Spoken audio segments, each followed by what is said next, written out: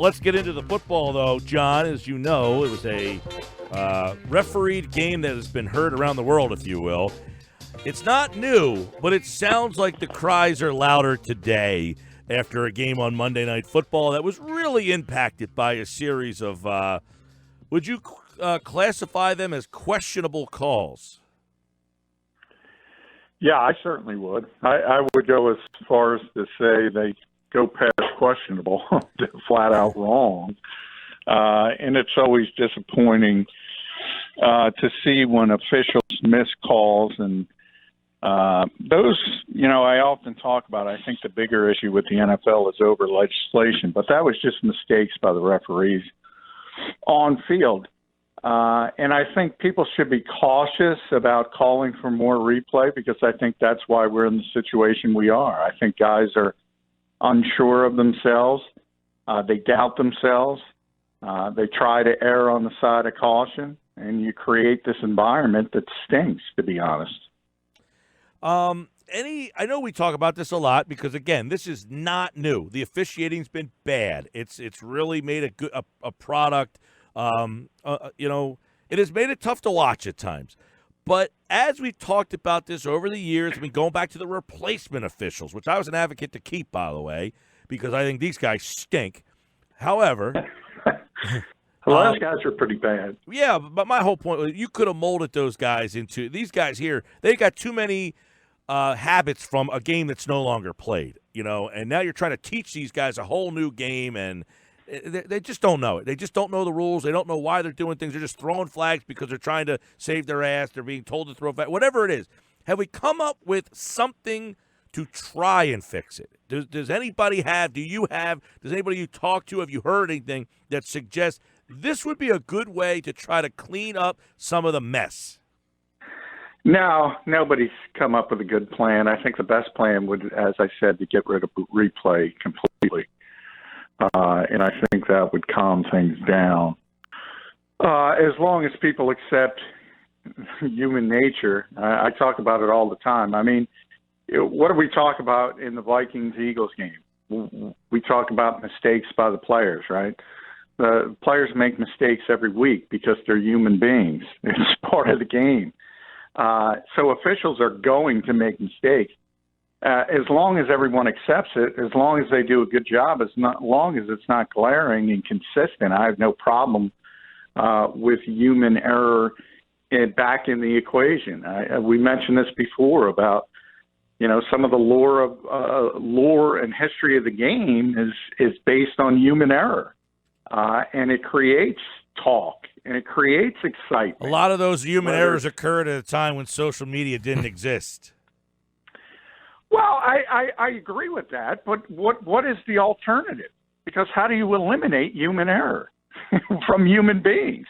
If people think they can do that, Godspeed, you can't. And the error just changed, and so now you have this double-pronged effect. And pass interference would be the perfect example of that, where they get it wrong on the field, and then they get it wrong a second time. And people get more upset.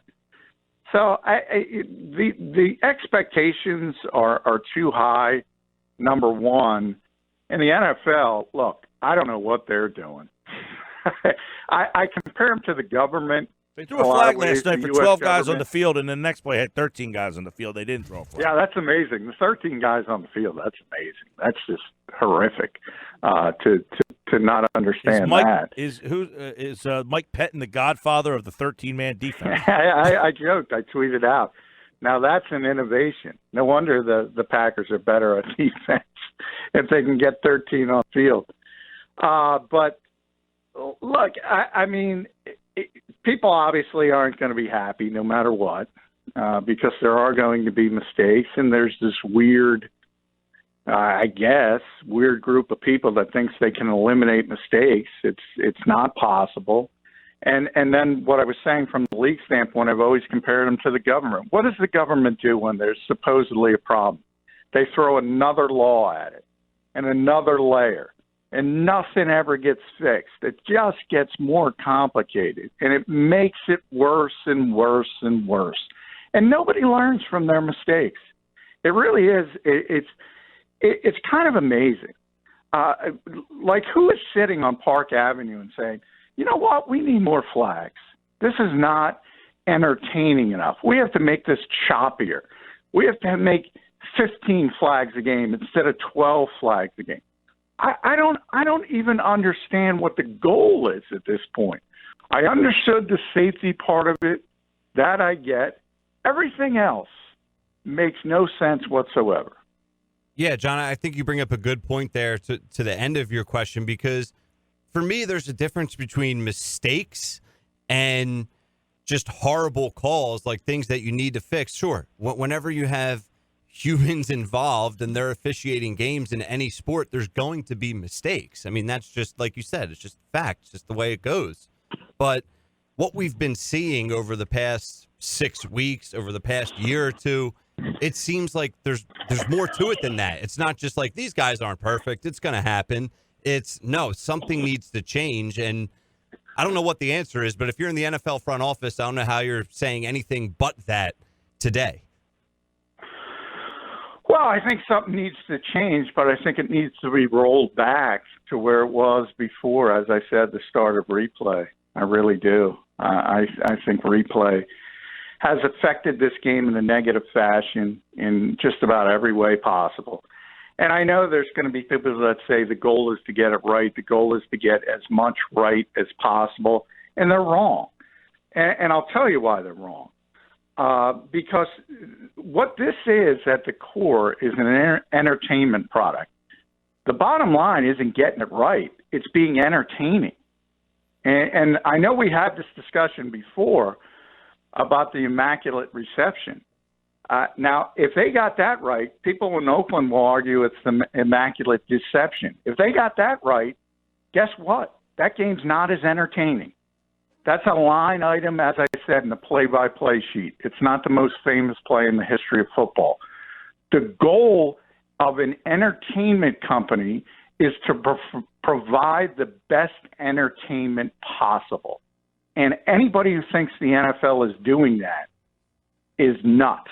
And anybody who thinks replay has helped that goal is just as nuts. Well, when the league was put together, would you say that at that time they viewed themselves as an entertainment product, or did it morph into that? I mean, similar to WWE, back in the day before people found out that, oh, by the way, this isn't real, they were the WWF, which was trying to act like this was a real thing, and then they turned into an entertainment company. I'll tell you why I disagree with that, Mike. It's not about real versus fake. In fact, the better definition would be scripted versus unscripted. They're both entertainment vehicles. One's scripted, one isn't. Right, but my question is, when did the NFL become an entertainment product over a competitive competition where competition was the most important? Because I think the fans look at it as a competitive product, not an entertainment product. The minute they sold their first ticket, the minute they took their first amount of money from a TV contract. At that point, whether people realize it or not, it's an entertainment product. It's no different than any other. And you're competing with other entertainment products for eyeballs. I mean, if we can't stipulate to that, I don't know how we're ever going to fix it. The goal of this sport is to be entertaining and generate the most amount of revenue for the owners. That's the goal. Yeah, but do you think it's entertaining? Like, I think there's a difference. I don't think it's entertaining at all. Right. Like, you brought up the Immaculate Reception, and, yeah, people in Oakland, it could be a mistake, and what would have happened if they called it a different way. I think that's different from what we're experiencing now. Well, I mean, you always have controversial plays. Music City Miracle, you can go back, Mike Renfro for old Houston Oilers fans. I mean, there's examples throughout NFL history dating all the way up to last year's NFC Championship game that created this pass interference problem. And there's always been part of it, just like balls and strikes in baseball, just like everybody complains about Michael Jordan or LeBron James getting superstar treatment in the NBA. I don't know why the NFL is supposed to be different. These guys generally do a good job, and I'll compare it to Sidney Jones, and when they're missing 13 guys on the field, when they're blowing illegal hands to the face penalties, it's a lack of confidence. They're questioning themselves, just like Sidney Jones is questioning himself on the football field. And why are they questioning themselves? Because they get raked over the coals every week. They get blamed for everything, even though a lot of it isn't their fault. And it's the league office's fault. And they're second-guessing themselves. And it's made the product worse. No question. And it's impacting games. It's impacting outcomes, and it's impacting games. And it has been, but now it's almost multiple times weekly, where it was like, that game's on Thursday night, and it, now it's almost every game. I think it's always been like that. I really do. And I struggle with that also, because you take a look at last night. I mean, it's still early in the season, but Detroit Lions win that game, they're in first place. They lose it, they're in last place. Over the years, coaches have lost their jobs, and when coaches lose their jobs, it's not just the coach, it's not just the assistant coaches. They have support staff, they have secretaries, and when you see that many lives affected by a bad call, I struggle with that. I do. Yeah. But I don't know if you can fix it. I mean, that's where, coaches always, every coach I've ever talked to says the same thing when they're talking to their players. And how about and when they're trying to explain how to move past something. And they say control what you can control. And there are certain things in life you can't control. And I think that's the way you have to look at it. You go out there and you do the best you can under the circumstances, and if things don't go your way, you just got to move on to the next thing. I don't know how to fix that. John McMullen at JF McMullen. It's football at 4. Let's get it back to the Eagles, if you will. All right. Desean Jackson tomorrow. Thoughts on where he is, and is it trending in a positive spot or a negative spot? Negative. And I saw Desean walking to his car today, and he said he was doing fine. What's Everybody got really days? excited. Yeah. I didn't walk to the car. Oh, okay. So I'm walking out of the NovaCare complex. But he's not going to practice. Doug has already said that. He's not going to practice on Wednesday. And if you think about he's been out since week 2, you would think he would need a full week of practice before they're going to put him back on the field. That's not a definite. He is a veteran player. He probably doesn't need a full week of practice. I think more from the perspective of you want to see if the abdomen's going to hold up. You want him to go through those rigors before you put him back on the field. So until he does get a full week of practice, I think it's trending in a negative direction. We're far past where the Eagles originally said this injury was going to go. And I think it's fair to keep questioning, what the heck is going on here? It's far more serious than it was first spun to be. And it looks like, at least early, it's going to be another week. All right. What about Zac Brown and what happened with that situation? I know you wrote about it last night. Is this a performance thing? Did he turn some people off in there? Did his comments get him fired, essentially? Why is Zac Brown no longer an Eagle? Well, I think it's both of those things. Let's be honest. If he were playing at a really high level, he could have got away with that, and they're not going to cut him. The fact that he has been a little bit of a disappointment, and Jim Schwartz admitted today that they need more production from the linebacker position. I think that coupled with popping off and against a player real that quick, because John, sliced and diced you. He played 58 snaps, so it's not like he was a guy just kind of lingering. I mean, he played. Oh, he's a starting player. Right. He was that second linebacker when the Eagles were in their nickel defense, and he has been since week one. So I do think if he didn't say what he said last week, he'd still be here. So it is part of what he said about Kirk Cousins. But the second part is, as I said, if he's playing at a high level, he could have gotten away with what he said. So it's a little bit of both. And I think it was a little ironic. I think it was a little tone deaf that the day Doug Peterson went on a different radio station and basically said they were going to go down to Dallas and win, and gave the Cowboys some bulletin board material. And then he cut Zac on the same day. It's a little tone deaf. Yeah, I said that earlier, John. It's funny that you bring that up. And, you know, when we look at the Eagles now and cutting Zac Brown, I think it's interesting what Malcolm Jenkins has been saying to the media, specifically after the loss against Minnesota.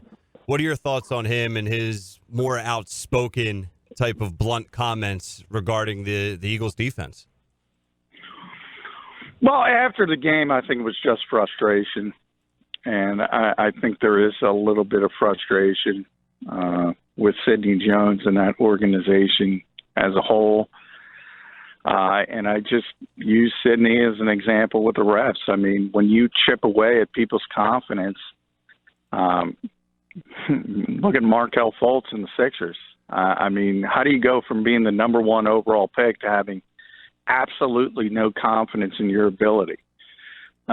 Sidney's not the number one overall pick, but he was a highly regarded prospect who was gone from 0 to 60 in record time and having lack of confidence in his own ability. It's weird, to be honest. And I think there is some frustration over that. But I think it's time to turn the page. I think everything is kind of shaken out. I mean, the Eagles, if anything, got a break because Cowboys lost to the Jets, obviously, which is a very bad football team. They've lost 3 straight, and they're playing for first place in the NFC East. So it's time to turn the page. And when you turn that page, Jalen Mills is going to be back at practice this week. Ronald Darby is probably going to be back. We will know more tomorrow. You're going to turn that page, and Sidney Jones isn't going to be on the next one. I mean, they're just going to sit him down. John, what is the deal with Mills? The Eagles started their 21-day window today. He's on the PUP list. So he's eligible to practice. They have a walkthrough today. So they started that 21-day window, and that's how long they have to decide whether to put him on the 53-man roster or return him to the PUP list for the entire regular season. But you don't have to worry about that 21 days. He's going to be active on Sunday unless something happens in practice this week. You asked Jim Schwartz today about miscommunication and what was going on with the defense. Number one, did he agree that there was miscommunication on Sunday? Yeah, and he had to. I mean, that was bad. And, hey, I think he's like everybody else. He's frustrated. He's disappointed. You're talking about veteran players, and that's what Rasul Douglas even and Sidney Jones are at this point. Forget about Malcolm Jenkins and Rodney McLeod. These are guys who played these coverages in the past. They should understand these coverages, and they're a bunch of blown coverages. And it's hard to explain. It really is. And I think from Jim's perspective, and people aren't going to like it, but there aren't many answers to this point other than, guys, if you're playing quarters coverage and you've been doing it for many, many years, or you're playing cover 3 or cover 2, or you're playing press man, play the coverage. And he's pretty upset about it. All right, Eagles, Cowboys, we know, big one Sunday night right here on 97.3 ESPN. The coverage starts at 5 o'clock with the Countdown to Kickoff show with Tony Bruno and Colin Thompson and John McMullen, who's right here on the Boardwalk Honda hotline as the Eagles are in Dallas this week getting ready to take on the Cowboys, which we'll see. Cowboys have lost, 3 in a row. Eagles dropped that game against the Falcons. The winner, though, will have positivity on Monday, and we'll have it all this week right here. First place team. That's right, first place. And remember, from Dallas's perspective, Amari Cooper's probably not going to play, and you got to watch Teron Smith and La'el Collins because those are 2 of the top tackles in football this year, and they're both out. They both have been out. So the Eagles might be in better shape than people realize. All right, John, we'll have more as the Eagles get back to practice tomorrow. Thanks, pal. All right, thank you, guys. And John McMullen, like all guests, appear via the Boardwalk Honda